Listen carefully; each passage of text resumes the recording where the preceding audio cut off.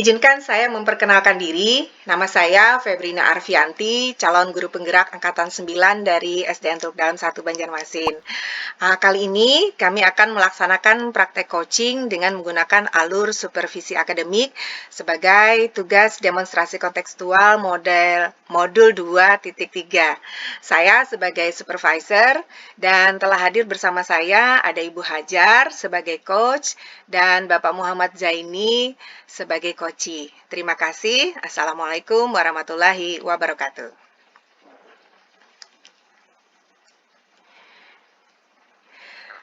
Baik, kita akan mulai percakapan pra-observasi bersama Ibu Hajar. Assalamualaikum Bu Hajar.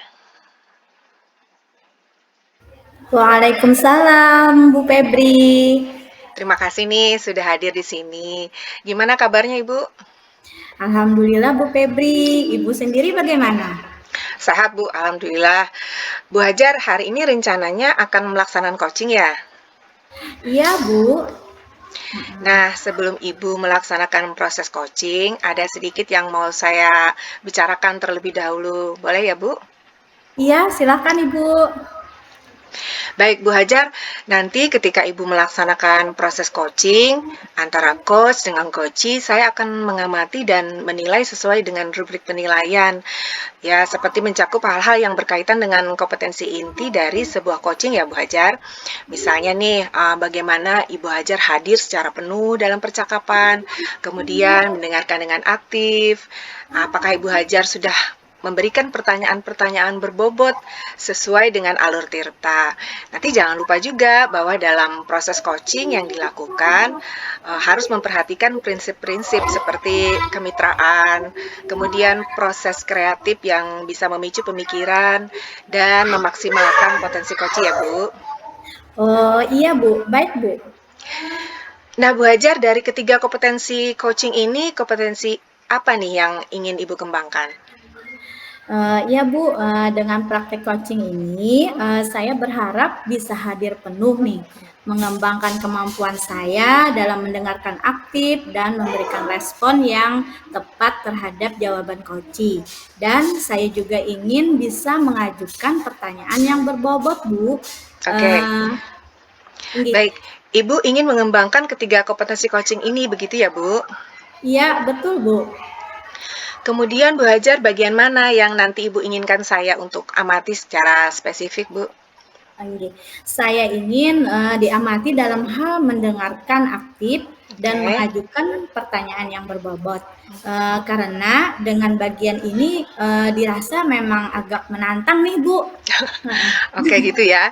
Baik, Iya. nanti jadi saya akan lebih fokus mengamati bagaimana Ibu mengembangkan dua kompetensi ini, yaitu mendengarkan aktif dan mengajukan pertanyaan yang berbobot. Begitu ya Bu Hajar? Iya, betul Bu. Oke.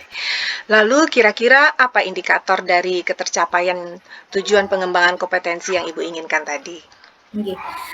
Mungkin indikator yang bisa dilihat dari ketercapaian tujuan coaching ini adalah selama proses coaching berlangsung, coachee merasa nyaman dan terbuka dalam menyampaikan permasalahannya. Kemudian nanti di akhir percakapan, coachee mampu menemukan sendiri ide atau solusi dari topik yang sedang dibicarakan itu, Bu. Oke, baik. Jadi harapannya nanti suasana selama proses coaching bisa nyaman ya Bu, supaya coachee merasa leluasa gitu dan nyaman dalam menyampaikan solusi atas permasalahannya. Baik, kalau begitu selamat melaksanakan coaching Bu Hajar. Semoga nanti berjalan lancar. Nanti setelah ini kita akan ngobrol kembali ya. Dan mohon izin juga saya nanti akan mengamati proses coaching yang Ibu lakukan. Iya Bu, baik. Terima kasih Bu. Oke, silakan.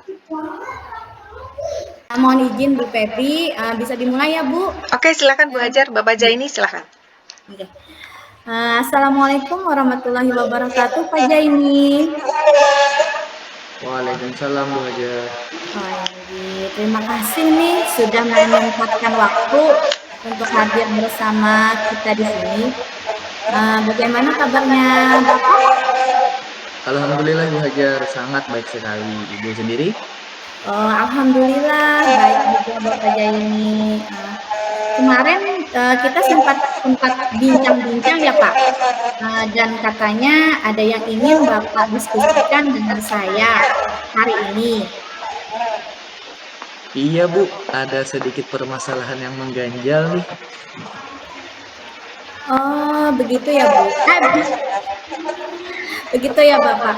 Baik, kalau boleh saya tahu apa yang ingin Bapak sampaikan terkait permasalahan Bapak? Iya Bu, sebelumnya terima kasih atas pertanyaan dari Ibu. Begini Bu, selama saya mengikuti kegiatan guru pendidik, banyak perubahan sudut pandang saya sebagai seorang guru. Di mana dulu saya lebih banyak fokus pada kegiatan belajar di kelas saya saja. Saya belum memberikan perhatian pada pengembangan budaya positif di sekolah. Nah, sekarang kita kan sudah belajar kolaborasi nih. Nah, jadi kita dituntut untuk berkolaborasi dengan rekan sesama guru di sekolah. Ketika saya mencoba untuk melakukan kolaborasi tersebut, ternyata itu tidak mudah. Masih banyak teman-teman, guru di sekolah itu sulit untuk diajak aktif dalam mengembangkan budaya sekolah, Bu Hajar. Jadi, saya ingin sharing dengan Bu Hajar, siapa tahu saya bisa mendapatkan solusi.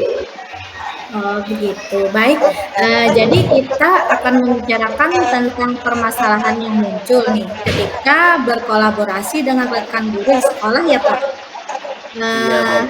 iya, yang ternyata ada beberapa orang guru masih sulit, diajak bekerja sama, begitu ya, Pak? Betul sekali Bu, masih ada beberapa guru itu yang susah untuk diajak kolaborasi dalam kegiatan mungkin budaya-budaya yang kita lakukan di sekolah Bu. Oh, iya. Lalu, apa yang Bapak ingin mendapatkan setelah kita melakukan percakapan singkat hari ini? Oke Bu, saya sih pengennya dengan adanya percakapan kita dan kita berdiskusi ini, saya dapat menemukan langkah Bu, apa yang akan saya lakukan untuk bisa memaksimalkan kerjasama dan kolaborasi dengan guru atau rekan di sekolah, terutama dalam upaya kita mengembangkan budaya positif di sekolah Bu Hajar. Oh, iya. Nah, menurut Bapak, melihat kondisi saat ini, seberapa sulit sih untuk mengajak rekan guru di sekolah untuk bisa bekerja sama dalam melaksanakan program sekolah? Atau kalau boleh kita beri skala 1 sampai 10, di mana kondisi di sekolah sekarang dibandingkan dengan keadaan ideal yang ingin Bapak capai? Kalau skala 1 sampai 10 ya kira-kira mungkin cuma baru ada di angka 6 Bu Hajar. Kenapa? Karena yang sulit diajak kerja sama itu hanya beberapa orang, tetapi itu sangat berpengaruh dengan semangat rekan-rekan, yang sebenarnya mau untuk berkolaborasi. Jadi, dengan adanya 1, 2 orang atau 3 orang mungkin yang sulit diajak kerja sama, kemungkinan, yang lain itu merasa, "Oh, itu kenapa kok nggak kerja?" Mungkin takutnya kita kan nanti yang lain juga ikut males gitu Bu Hajar. Oh, sebenarnya seperti apa sih, Pak, yang Bapak maksud dengan guru yang dianggap sulit untuk bekerja sama nih? Contohnya seperti apa? Oke Bu, misalnya nih, di sekolah kita sedang ada kegiatan rutin Jumat Takwa Bu. Nah, yang sibuk mempersiapkan itu, cuma beberapa orang guru saja. Eee Mhm. sisanya itu santai, kayak nunggu beres aja. Kan itu kan cuma budaya sekolah, kan kewajiban mereka mungkin cuma ngajar di kelas kan. Nah, mungkin belum menyadari sepenuhnya Bu. Jadi banyak yang harus disiapkan seperti karpet, sound system dan lain-lain itu cuma ada 1, 2 orang saja yang nyiapkan. Sedangkan yang lainnya santai Bu, karena mungkin ini ya anggapan mereka bukan merupakan kewajiban mereka. Oke. Lalu apa yang Bapak tahu tentang guru-guru yang demikian? Yang dimaksud saya kira-kira yang menyebabkan mereka seperti tidak memberikan perhatian penuh terhadap kegiatan sekolah yang sedang dilaksanakan? Iya, Bu. Menurut saya terkadang mereka seperti menganggap sudah ada guru lain yang biasanya bertanggung jawab untuk menyiapkan segala sesuatunya, dan mereka tidak terlibat langsung dalam perencanaan acara.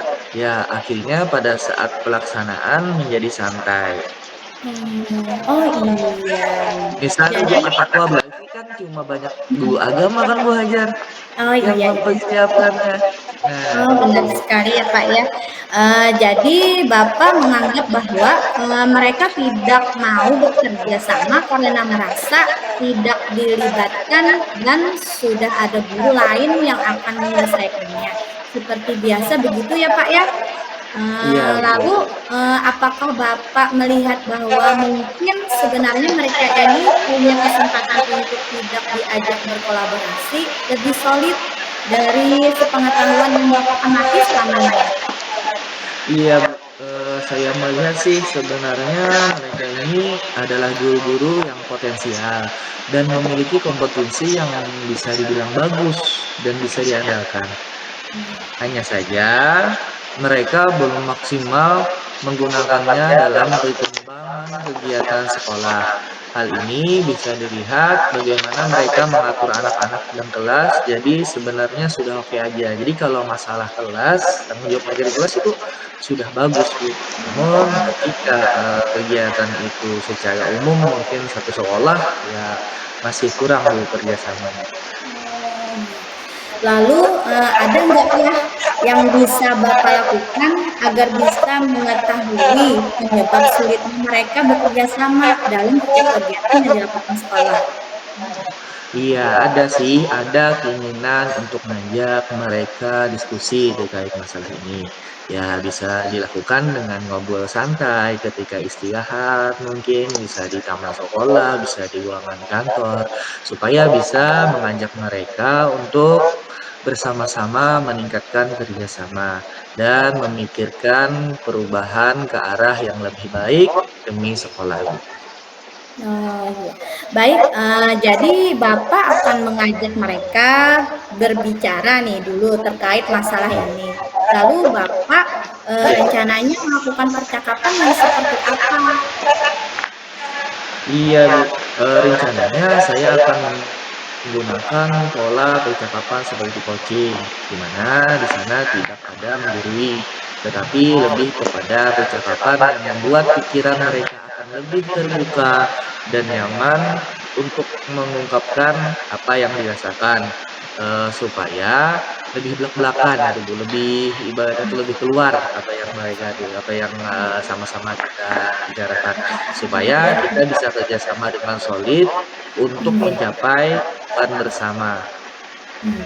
Oh, iya. Terkait dengan kompetensi nih, yang sebenarnya mereka miliki, apa yang terlintas dalam pikiran Bapak saat ini, agar kiranya dapat memaksimalkan bentuk kolaborasi rekan guru di sekolah yang selama ini dirasa masih kurang? Iya Bu Hajar, mungkin sekarang, adalah harus lebih banyak melibatkan dan memberikan peran guru-guru ini dalam setiap kegiatan yang dilaksanakan di sekolah, supaya memberikan rasa pengakuan mungkin atas potensi yang sebenarnya sudah mereka miliki. Kadang kan Bu, kepala sekolah memberikan tugas dan tanggung jawab kegiatan kepada orang yang sama, itu mulu yang dianggap memang lebih kompeten. Tetapi di sisi lain, rekan guru yang tidak dilibatkan akan merasa diabaikan. Oh ya udah dia aja, saya nggak perlu nih, ya udah nggak usah perlu bantu. Yang dekat dengan kepala sekolah kan cuma dia. Nah mungkin begitu Bu. Oh, iya. Wah, luar biasa. Jadi Bapak tidak hanya akan mengajak untuk mereka berpikir terbuka dan bekerja sama membangun sekolah lebih baik, tetapi, Iya. juga berupaya untuk melibatkan mereka dalam setiap kegiatan yang dilaksanakan sekolah, memberi mereka peran dan tanggung jawab ya, Pak? Iya betul sekali Bu. Nah, sekarang, bagaimana menurut Bapak nih, setelah kita ngobrol ini, apakah sudah ada hal-hal yang bisa Bapak ambil sebagai langkah ke depan dan menghadapi situasi ini? Iya, jadi pada awalnya tadi nih, mmm, saya menjadikan ini masalah yang tidak mudah. Ternyata sekarang setelah kita mengadakan percakapan ini, saya mulai menemukan langkah-langkah konkret yang bisa saya ambil untuk dapat membangun kolaborasi yang lebih baik dengan rekan guru-guru di sekolah, dengan berdiskusi mungkin dengan mereka menggunakan proses yang seperti ini, yaitu proses coaching, lalu melibatkan peran guru di sekolah dengan lebih maksimal, Bu Hajar. Baik, jadi sekarang Bapak sudah ada gambaran tentang harus bagaimana agar apa yang Bapak harapkan tentang proses bekerja sama ini di sekolah bisa terwujud dan mengajak semua guru untuk ambil peran dalam setiap kegiatan sekolah yang dilaksanakan. Iya, Bapak. Iya Ibu, sekarang dengan adanya kegiatan coaching ini dari Ibu Hayer, saya jadi semangat kembali untuk mengajak teman-teman di sekolah. Terima kasih sekali atas percakapan dan diskusi yang sudah kita lakukan hari ini, Bu Hajar. Semoga dalam waktu dekat bisa segera saya wujudkan keinginan ini. Amin. Baik, sama-sama Pak Jaini, nanti kapan-kapan kita bisa berdiskusi kembali, bagaimana proses kolaborasi sudah bisa berjalan dengan baik di sekolah Bapak. Oke, siap Bu Hajar. Oke, izinkan saya akhiri percakapan kita ini ya Pak ya. Sekali lagi terima kasih sudah meluangkan waktunya. Saya akhiri dengan assalamualaikum warahmatullahi wabarakatuh. Waalaikumsalam, terima kasih Bu Hajar. Sama. Baik, terima kasih Bu Hajar. Pak Jaini, saya ngobrol dengan Bu Hajar sebentar ya. Oke, kita langsung aja ya Bu Hajar. Nggih, bisa Bu. Oke, luar biasa tadi Bu, pelaksanaan praktek coaching yang sudah Ibu lakukan dengan Bapak Jaini tadi sebagai coachingnya ya, yang saya lihat sudah berlangsung sesuai dengan prinsip coaching. Jadi terutama kemitraan ini sudah terlihat jelas sekali. Alhamdulillah Bu, nggih. Nah, menurut Bu Hajar, apa yang sudah dilakukan saat proses coaching dengan Pak Jaini tadi yang menjadi indikator ketercapaian nih pengembangan kompetensi yang tadi sudah kita bicarakan sebelumnya itu bagaimana? Sudah tercapai atau belum? Iya Bu, berdasarkan hasil percakapan coaching tadi, saya melihat bahwa alhamdulillah sudah sesuai dengan indikator yang saya harapkan di awal, bahwa coaching mampu mengembangkan ide dan pemikiran yang terbuka sehingga pada akhir percakapan mampu menemukan langkah-langkah di depan yang akan dia lakukan untuk mengatasi permasalahan yang dihadapinya saat ini. Oke, baik, alhamdulillah. Saya juga mohon izin ya Bu Hajar untuk menyampaikan hasil pengamatan yang terjadi pada saat proses coaching yang Ibu lakukan tadi. Jadi menurut beberapa catatan saya nih, tadi Bu Hajar udah berhasil gitu mendengarkan curhatnya coach dengan aktif gitu ya, dan memberikan respon yang membuat Pak Zaini juga merasa nyaman untuk bercerita gitu. Ibu Hajar juga tadi kita melihat bahwa sudah mampu mengajukan pertanyaan-pertanyaan yang berbobot gitu, sehingga pada akhirnya sama-sama melihat bahwa Pak Jai ini kan idenya tuh jadi berkembang gitu, yang tadinya nggak tahu mau ngapain tiba-tiba muncul idenya, tahu langkah apa yang akan beliau lakukan untuk mengajak rekan-rekan di sekolah supaya lebih kuat kerjasamanya, lebih solid kolaborasinya ya dalam melaksanakan kegiatan-kegiatan sekolah. Jadi pertanyaan Ibu tadi udah runut gitu dan mampu menggali potensi beliau. Kemudian apa yang Ibu harapkan bahwa coach nanti mampu mengembangkan ide kreatif gitu ya terhadap permasalahan yang dihadapi juga udah nampak pada proses coaching tadi Bu. Dari ketiga kompetensi yang harus dimiliki seorang coach, Bu Hajar kayaknya kira-kira ingin mengembangkan kompetensi yang mana nih ke depannya? Ya Bu, saya masih pengen mengembangkan kemampuan mengajukan pertanyaan yang berbobot Bu, Oke. bisa lebih eksploratif lagi supaya dalam proses coaching bisa lebih menggali potensi diri seorang coachee dalam lebih memahami begitu Bu. Karena saya yakin nih setiap orang pasti memiliki potensi yang luar biasa dalam dirinya. Betul, saya setuju sekali. Terima kasih Bu Hajar ya, sudah luar biasa melakukan praktek percakapan coaching pada hari ini gitu. Semoga nanti ke depan kompetensi coaching yang ingin dikembangkan bisa maksimal dilakukan ya. Terima kasih juga atas waktunya, Bapak Jaini juga terima kasih ya. Sukses selalu untuk Ibu Iya, Hajar, Bapak makasih juga. Jaini. Oke, Makasih saya Bu tutup Hajar, makasih percakapan Bu ini ya. Taslim. Ya, Oke. baik terima kasih juga Ibu Ya, Febri. sama-sama Bu Hajar. Assalamualaikum warahmatullahi wabarakatuh. Waalaikumsalam Waalaikumsalam warahmatullahi warahmatullahi wabarakatuh. wabarakatuh.